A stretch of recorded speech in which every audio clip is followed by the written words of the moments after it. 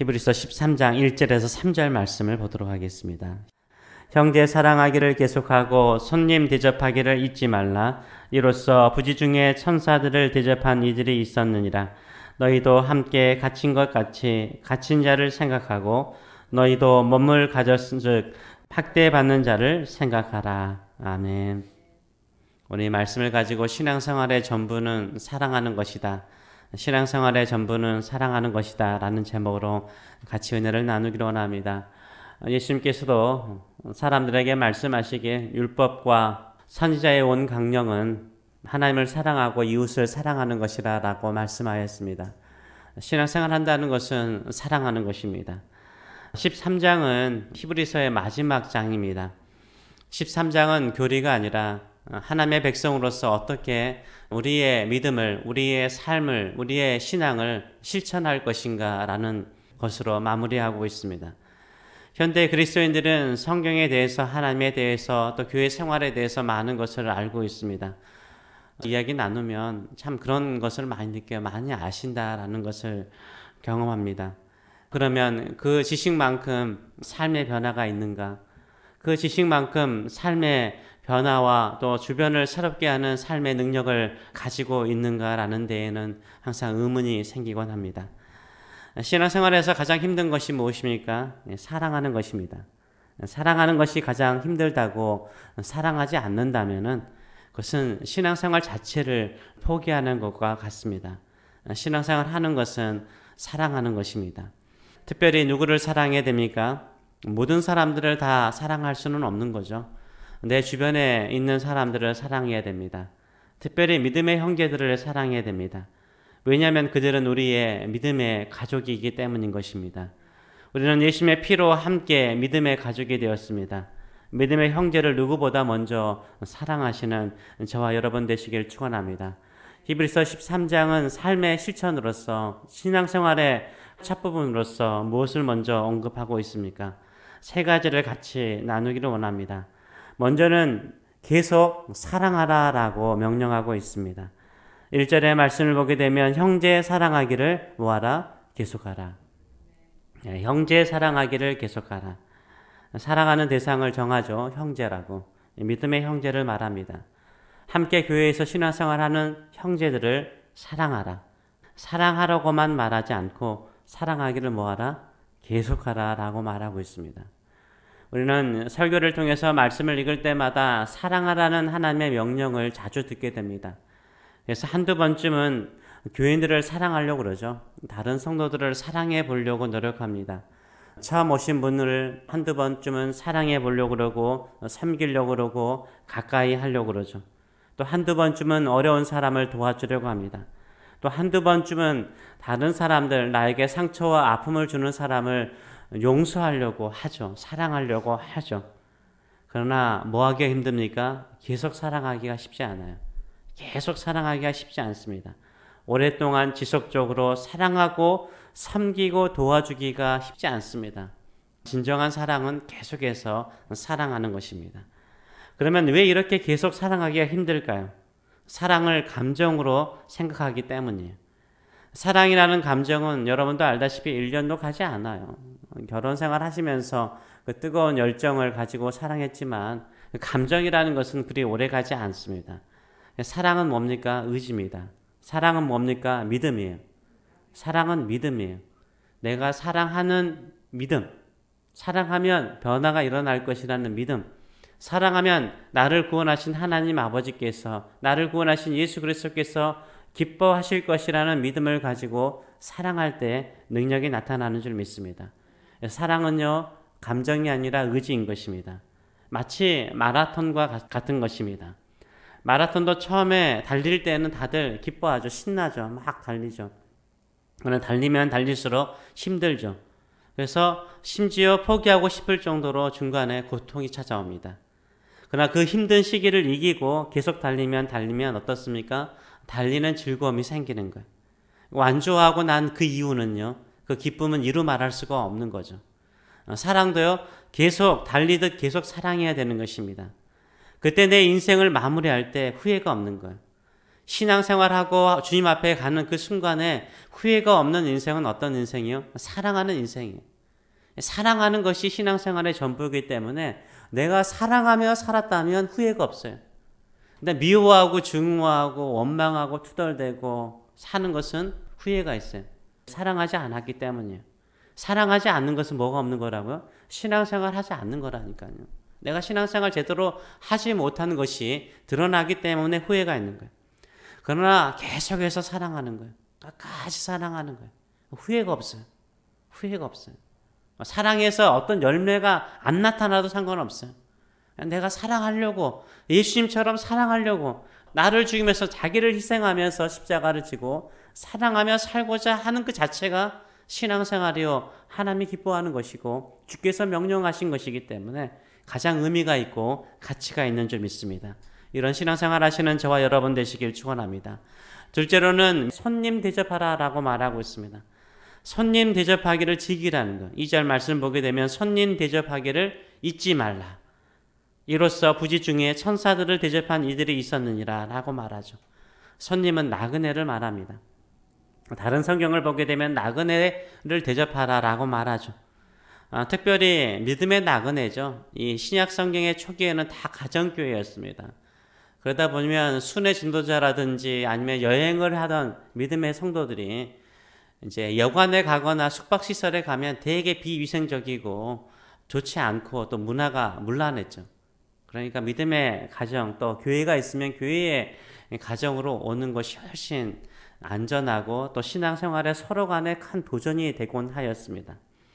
그래서 그렇기 때문에 손님 대접하기를 잊지 말라는 거예요. 그러면서 예를 들기를 천사들을 대접한 이들이 있다라고 말하면서 우리가 이 말 딱 하면 가장 먼저 생각나는 사람이 누굴까요? 아브라함이요. 아브라함이죠. 천사를 대접한 아브라함과 사라가 생각나는 거죠. 누군가 집에 온다는 것은요, 현대 사회 속에서는 되게 귀찮은 일입니다. 특별히 부부가 맞벌이하는 집안이라면, 형편이라면 더욱 힘든 거죠. 그럴수록 손님 대접하는 것을 뭐하죠? 잊어버려요. 귀찮기 때문에 잊어버리죠.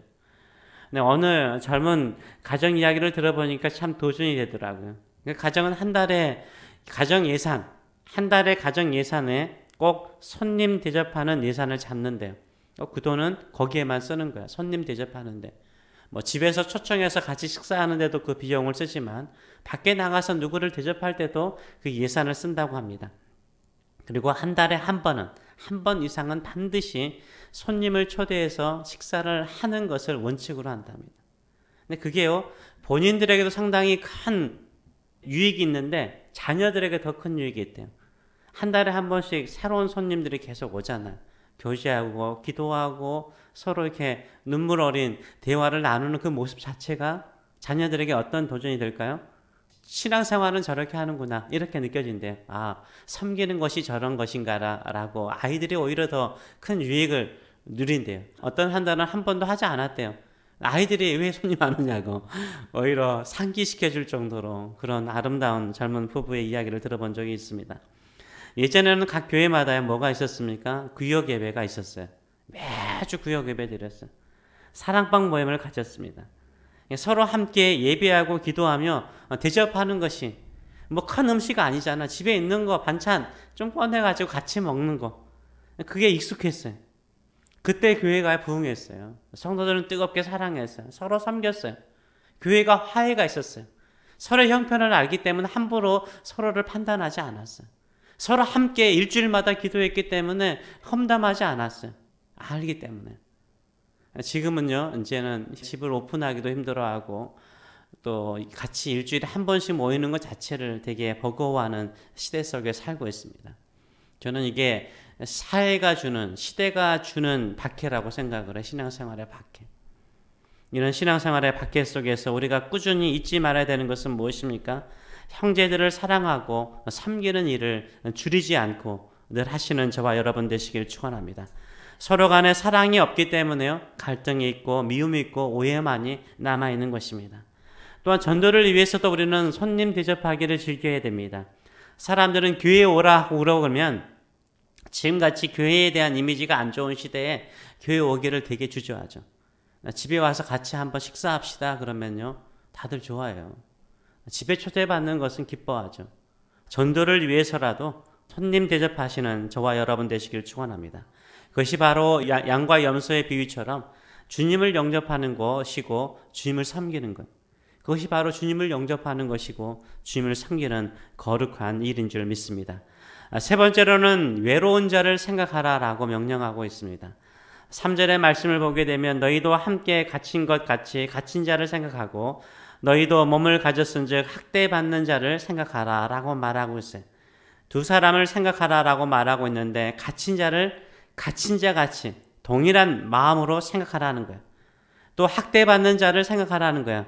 육신적으로 학대받는 자를 말하는 거예요. 갇힌 자는 감옥에 갇힌 자죠. 지금도요.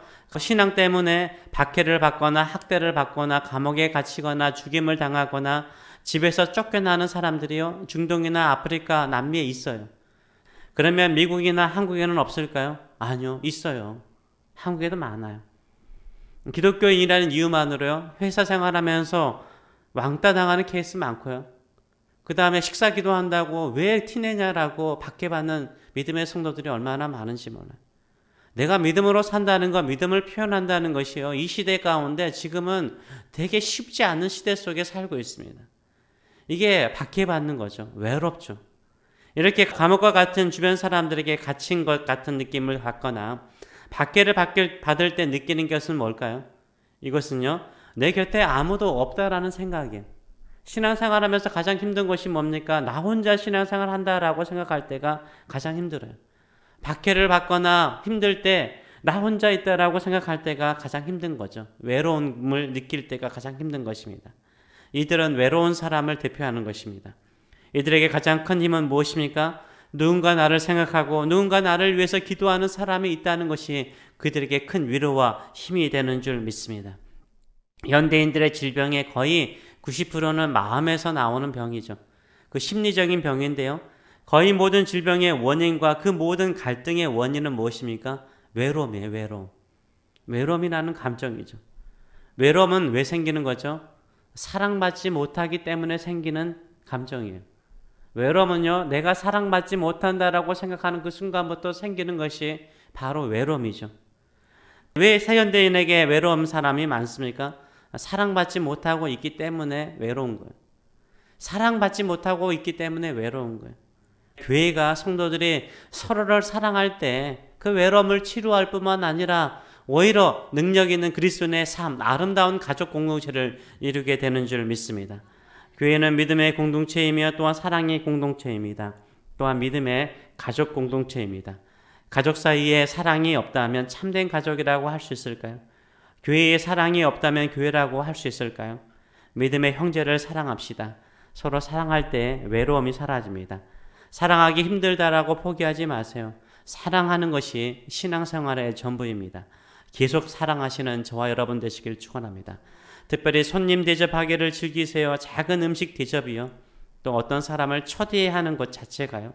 그 사람들의 마음을 열어주고요. 벽을 무너뜨리고요.